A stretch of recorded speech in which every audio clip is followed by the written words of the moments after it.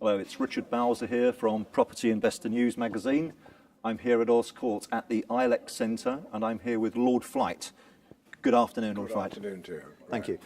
We are here today at the Tenant Tax Summit with over 600 private landlords from around the UK who are passionate about the fact that they resent this new tax that's been brought in, which they feel discriminates against them as private individual landlords. And Lord Flight is just about to do a talk, a seminar presentation to the 600 landlords, and he's kindly agreed to talk to us about why he's here and what he's going to talk about. So, sir, over to you. Pleasure.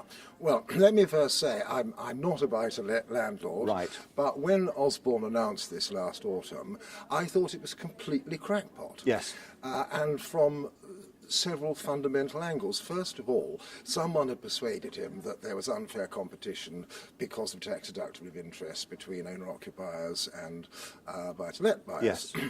Institute of Taxation points out that's completely wrong because owner-occupier buyers get capital gains tax free, Yes. nor are they taxed on the value of their occupation. So wrong on the first count. Second point thinks is squeezing out young buy-to-let people. Indeed. All the evidence shows that there is very rarely competition for the same sort of properties. Correct. The young buy-to-lets want probably a new flat. Yes. Buy-to-let landlords are typically doing up a Victorian house, turning it into several units. Yes, indeed. And very little competition between the two. So wrong on that one. Now, as this says, the effect is going to be to put up rents. Yes. But more seriously than that, is going to restrict supply. Yes. And we need 1 million new units in the next 2 or 3 years. And rather, the government should have been turning round and thanking the buy-to-let sector for having provided so many units over the last decade. Quite. Which would have been in a right pickle without those Indeed, units. yes. Then, absolutely unjust to have one tax rule for small landlords and different for large ones. Yes. I mean, I thought we were supposed to be the party of entrepreneurs and so forth. Yes. Finally, which hasn't received much attention, and by the way, I wrote Osborne a long letter setting out all the objections, and I will refer to it in my speech and what he had to say Yes.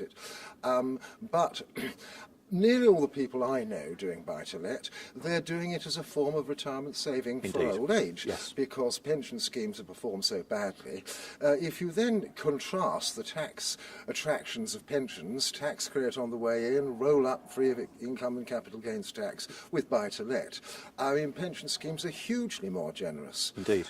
So rather, there's an argument the other way. Absolutely. But anyway, I think it's shameful, and I did organise a meeting with one of the Treasury Ministers quite recently, and I'm afraid the message I got was sort of, well, if the landlords are squealing, it's probably working. So I said, well, I think you're very foolish politically to wait a year to see whether your propositions are correct. But if they aren't, which I think it's already clear they aren't, you're going to be in political trouble Indeed. In a year's time for both reducing substantially the necessary supply and for jolly well screwing our supporters. And Indeed. I think the final thing, and I did raise it with Osborne, it is retrospective. If I'd have arranged yes. all this 5 years ago, suddenly I find it's all changed Yes. on me. And it should really have only been on new acquisitions going forward. Indeed. And I think the other final thing, because it's very hard to understand, as a matter of fact, it's much harsher than it sounds, because it sounded as if what was being allowed was tax deductibility at 20%, but it isn't that at all. If you're a 40% taxpayer, you won't get any deductibility at Indeed. all, and if you're a 20% taxpayer, 70% of you will be pushed into the higher tax bracket. Quite, yes. And so the net loss of income is about 40%, which is really incredibly material for Yes, higher rate taxpayers. No. And this, of course, is going to, as you said, we've had 20 years of the evolution of the buy-to-let sector. It's been, in the main, a very strong success story. It has driven up standards of accommodation within the private rented sector. 5 billion spent. Indeed, indeed. So private individual landlords, many of them 1 or 2 properties, providing for their retirement years, have now had the goalpost shifted by this government, which was not them, absolutely. Basically.